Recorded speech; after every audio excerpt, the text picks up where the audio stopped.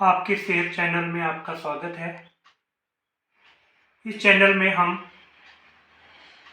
हर रोज जो दिन प्रतिदिन जो बीमारियां हर घर में बढ़ रही हैं और आपातकाल में आपके घर में क्या क्या समस्याएं आ रही हैं, क्या प्राथमिक उपचार करना है और किस बीमारी का कहाँ इलाज करवाना है और कैसा इलाज कैसे होता है, इस बारे में हम जानकारी देंगे। शुरुआत में हम लोग जो है प्राथमिक उपचार पर बात करेंगे। प्राथमिक उपचार कई सीरीज में चलेगा और पहली श्रृंखला में इसमें आज हम आपको किसी घर में प्राथमिक उपचार किट किस प्रकार बनाई जा सकती है और उसमें क्या क्या सामान आवश्यक होता है, इसके बारे में बताएंगे। जैसे कि आपको मालूम है कि हर घर में कोई ना कोई आपातकाल स्थिति उत्पन्न हो जाती है। किसी को चोट लग जाती है, कोई जल जाता है, किसी के पेट में दर्द हो जाती है, किसी का ब्लड प्रेशर बढ़ जाता है। तो तुरंत प्राथमिक उपचार देने के लिए आपके घर में क्या क्या सामान होना चाहिए, उसके बारे में हम बातचीत करेंगे। और एक ये सावधानी रखें कि जो भी प्राथमिक उपचार किट है ये जो है छोटे बच्चों की पहुंच से दूर रखें और घर के हर वयस्क सदस्य जो है उनकी पहुंच में होना चाहिए। हर सप्ताह आप इसको चेक करें कि इसमें जो सामान आवश्यक सामान है वो पूरे हैं। अगर कोई चीज़ उपयोग में लाई जा चुकी है तो उसको हम रिप्लेस करें और कोई दवाई अगर एक्सपायर हो गई है तो उसको भी एक्सपायर दवाई को हटा दें और उसकी जगह नई दवाई रखें। तो इसमें जो है क्या क्या सामान चाहिए होता है, एक आप बैग ले लें एडिक्वेट साइज का, उसमें जो है, या एक बॉक्स ले लें जिसमें विभिन्न प्रकार के डिब्बे लगे हों, सेक्शंस बने हों। सबसे पहले कुछ बेसिक दवाइयाँ जो ओवर द काउंटर ड्रग्स होती हैं, दवाइयाँ मिलती हैं केमिस्ट के पास जो डॉक्टर की प्रेस्क्रिप्शन के बिना फार्मासिस्ट दे देते हैं मेडिकल स्टोर से। उनमें कुछ दवाइयाँ जैसे सिर दर्द, पेट दर्द, दस्त, ORS, इस प्रकार जोड़ों के दर्द की दवाई, इस प्रकार की दवाई जो है आप रखें। इसमें मुख्य रूप से गैस की दवाई जैसे कि पुदीन हरा और डाइजिन जेल जो है या डाइजिन की गोलियां रखें। इसके बाद जो है आप पेन किलर्स और बुखार की दवाई पैरासीटामोल हर घर में होनी चाहिए। लेकिन ध्यान रहे किसी भी सदस्य को अगर पैरासीटामोल से एलर्जी है तो डॉक्टर की सलाह के बिना पैरासीटामोल ना दें।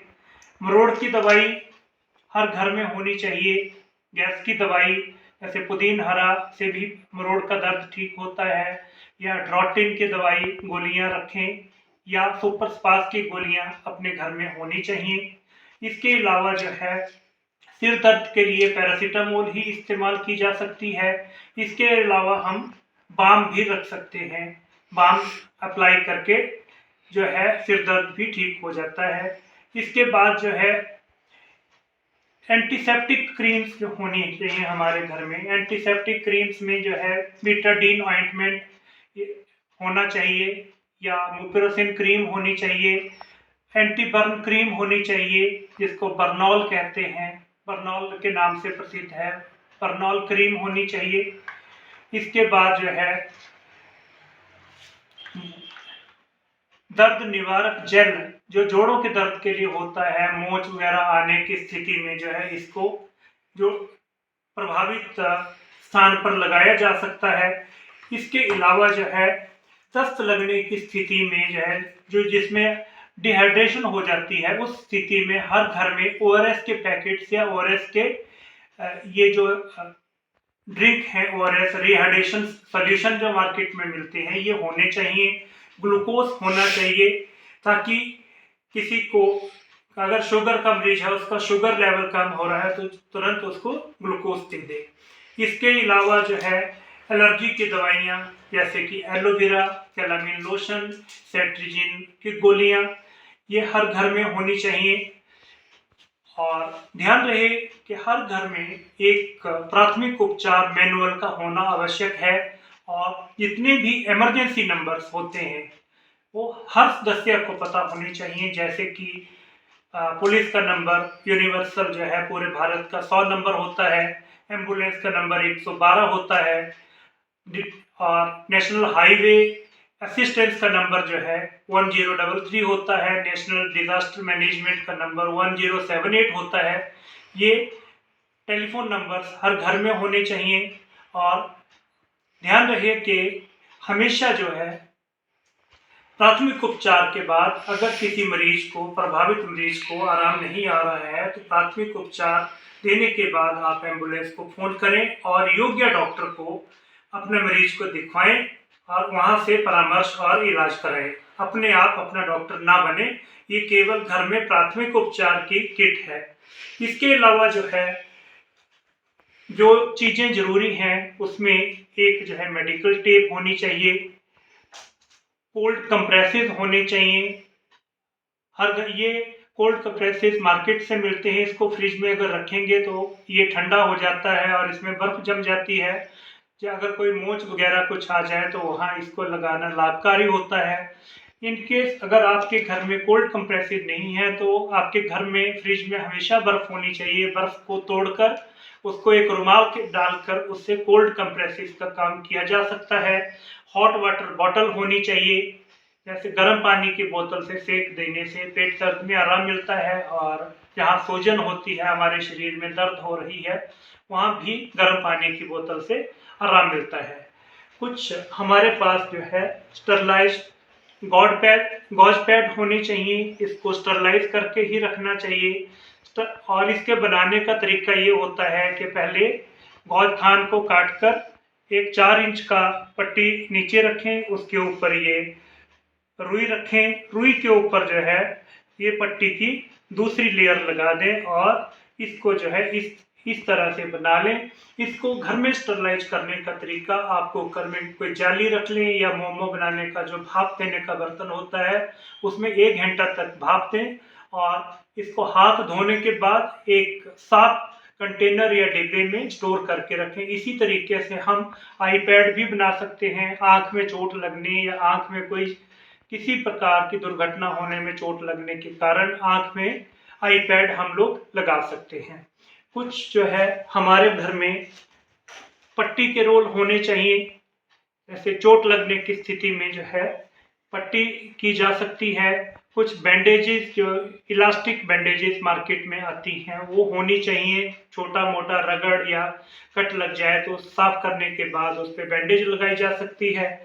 इसके बाद जो है इलास्टिक बैंडेज जो है ये भी जरूरी होनी चाहिए। इसका इस्तेमाल कैसे करते हैं ये मैं आने वाली श्रृंखलाओं में आपको बताऊंगा। इसके अलावा जो है एंटीसेप्टिक सॉल्यूशन और एंटीसेप्टिक क्रीम जो है हर घर में होनी चाहिए। मुख्य रूप से जो एंटीसेप्टिक क्रीम और सॉल्यूशन जो है ये बेटाडीन, पोविडीन, आयोडीन क्रीम और सॉल्यूशन होता है। ध्यान रहे स्पिरिट जो है ना लगाएं किसी भी घाव के ऊपर घर में, क्योंकि स्पिरिट जो हमेशा जलन करता है और मरीज को तीव्र पीड़ा होगी अगर आप नंगे जख्म पर स्पिरिट लगा देंगे। इसके अलावा जो है ट्रायंगुलर स्लिंग होनी चाहिए। एक ट्रायंगुलर स्लिंग बनाने के लिए एक मीटर चौड़ा कपड़ा ले लें, उसको जो है सिरे से सिरा मिलाकर उसको ट्रायंगुलर कर लें। बाजू में चोट लगने की स्थिति में बाजू में उसको कैसे पहनाया जाता है मैं आने वाली श्रृंखलाओं में आपको बताऊंगा। जख्म को छूने के लिए हमेशा हमारे घर में जो है एग्जामिनेशन ग्लव्स, क्योंकि दूसरे का खून या सॉल्यूशन जो है हमेशा दूसरे को इन्फेक्शन दे सकता है। तो इन्फेक्शन से बचने के लिए, खुद इन्फेक्शन से बचने के लिए एग्जामिनेशन ग्लव्स होने चाहिए। और कोई जख्म अगर किसी का छूना है तो स्टरलाइज ग्लव्स हमारे घर में होने चाहिए। ये फर्स्ट एड बॉक्स का हिस्सा है। एड्स के ज़माने में, हेपेटाइटिस के ज़माने में किसी का भी खून या बॉडी के जो सिक्रीशंस हैं उनको नंगे हाथ से नहीं छूना चाहिए। हर घर में एक टॉर्च होनी चाहिए और टाइम टाइम पर इसके सेल चेक करते रहें ताकि समय आने पर जो है ये धोखा ना दे जाए। हर घर में कोरोना जो है, कोरोना की स्थिति में आजकल जो कोरोना का युग है, हर घर में जो है एक पल्स ऑक्सीमीटर का भी होना जरूरी है, ताकि मरीज की इन्फेक्शन, छाती में इन्फेक्शन होने की स्थिति में उसके शरीर में कितना प्रतिशत ऑक्सीजन चला हुआ है उसकी जानकारी हमें मिल जाए।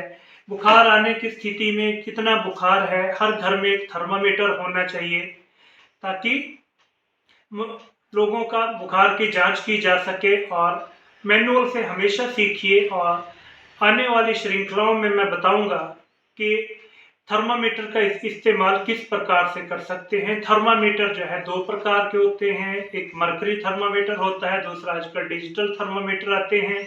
तो दोनों ही प्रकार के थर्मामीटर में से किसी प्रकार का थर्मामीटर आप रख सकते हैं। जिन घरों में बुजुर्ग होते हैं उनके लिए जो है बीपी अपरेटस, ये बहुत महंगी चीज नहीं होती है, 1000 से 1500 रुपए में आ जाता है, लेकिन ये होना जरूरी होता है, क्योंकि कभी भी बुजुर्गों का ब्लड प्रेशर बढ़ जाए, कुछ हो जाए, तो आप ब्लड प्रेशर देख के डॉक्टर से सलाह ले सकते हैं, परामर्श कर सकते हैं। रात बरात जो है अगर डॉक्टर के पास नहीं जा सकते हैं तो ब्लड प्रेशर खुद देख के या अपना ब्लड प्रेशर मॉनिटर कर सकते हैं। लेकिन ध्यान रहे कि ये ब्लड प्रेशर अपरेटस जो हमेशा चार्ज होना चाहिए, या इसके सेल जो है फ्रेश कंडीशन में होने चाहिए। सेल की एक्सपायरी डेट हमेशा चेक करते रहे कि सेल काम कर रहे हैं कि नहीं कर रहे हैं।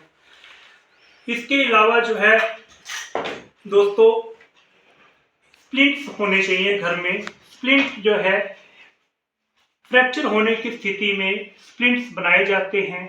ये स्प्लिंट जो है 6 इंच से लेकर 3 फुट तक हो सकता है। स्प्लिंट बनाने के लिए कोई भी गत्ते का टुकड़ा या लकड़ी का फट्टा ले लें, उसके चारों तरफ रुई लपेट के रखें और पट्टी से कवर कर दें। और स्प्लिंट लगाने का तरीका, स्प्लिंट कैसे लगाया जाता है, ये मैं आने वाली श्रृंखलाओं में आपको बताऊंगा। इसके साथ ही सावधानियां जो है फर्स्ट एड किट की, इनको उचित स्थान पर रखें। इसके अलावा जो है एक कैंची जो है हमेशा हमारे पास होनी चाहिए, और एक जो है ट्वीजर जो है हर वक्त फर्स्ट एड किट में होना चाहिए। ध्यान रहे इनको भी आप जो है साफ स्थिति में धोकर उचित स्थान पर रखें, और बैग में ही होने चाहिए, लेकिन ये गंदे नहीं होने चाहिए। इस्तेमाल के बाद हमेशा इनको साफ करके रखें। और ध्यान रहे कि समय समय पर आप चेक करते रहें कि कोई चीज़ आपके फर्स्ट एड किट में समाप्त ना हो गई हो, और बच्चों की पहुंच से दूर रखें। और हर वयस्क जो है उसको जो है इसका जो है ज्ञान होना चाहिए कि आपकी प्राथमिक उपचार किट जो है कहाँ रखी हुई है, और एक मैनुअल भी आपके पास होना चाहिए। हर सदस्य उस मैनुअल को पढ़े, ताकि पता चले कि प्राथमिक उपचार किस तरह से करना होता है। धन्यवाद।